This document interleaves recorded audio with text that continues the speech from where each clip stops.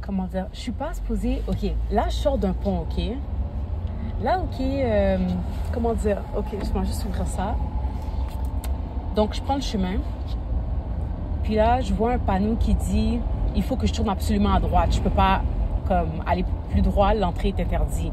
Mind you, keep in mind que comme même pas une rue après, comme même pas la lumière après, je vois des voitures qui vont dans la direction que je vais. Là, je suis comme yo, est-ce que je vais vraiment faire le tour, aller sur la grande rue pour ensuite revenir comme même pas une rue après, au lieu de juste traverser la zone qui soi-disant est interdite, parce que ça m'a pas l'air interdit. J'ai vu comme littéralement quelqu'un qui était juste là, comme qui allait dans la direction que j'allais, fait que j'étais comme, c'est pas un sens unique ou whatever. C'est pas nécessairement un sens unique non plus, il y a juste les panneaux. Alors, ce que j'ai décidé de faire, c'est que je suis pas... J'ai ignoré le panneau, puis je me suis dit, OK, si on m'arrête, je vais le justifier de telle façon, parce que je vais pas faire le tour pour juste ça, là, OK? Mais en même temps, ça me fait penser à l'histoire dans la Bible où est-ce que le peuple devait passer par un pays, quand Dieu a fait la délivrance du peuple, OK? Fait qu'il devait passer par un pays. Je me souviens plus c'est quel pays, mais bref, OK? Puis, je pense que c'est soit la postérité dans les trois fils de Noé, là, c'est soit la postérité de Japheth ou de l'autre. En tout cas, bref, mais les Israélites, OK? Donc, la postérité de Sem, les Israélites, devaient traverser, je pense que c'est Sem, en tout cas, don't quote me on that, devaient traverser devaient traverser un pays pour aller là où est-ce qu'ils devaient aller. Puis, lui qui était en charge de cet endroit qu'il devait traverser a décidé que non, il n'allait pas donner l'accès au peuple de traverser. Alors que vraiment, ce chemin-là était très convenient pour eux, là, comme ça les amenait vraiment direct. Au lieu de ça, à cause de ça, Dieu a fait le peuple faire le contour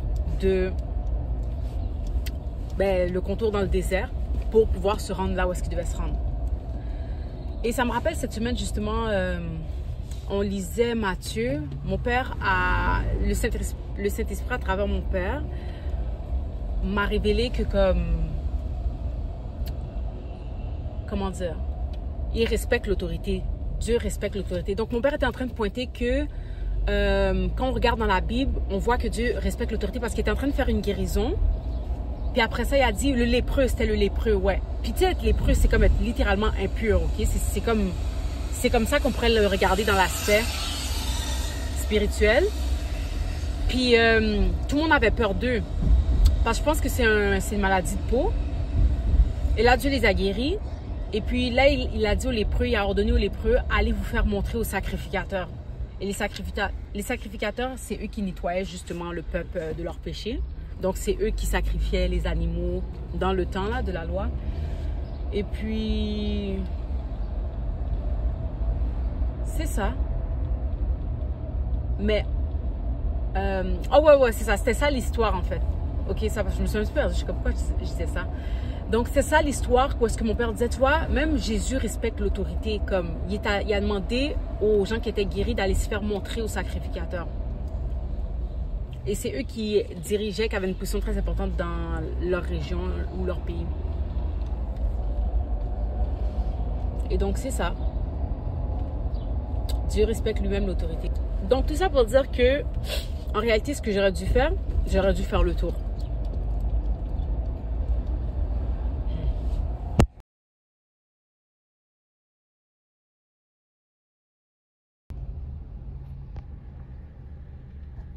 Tu vois?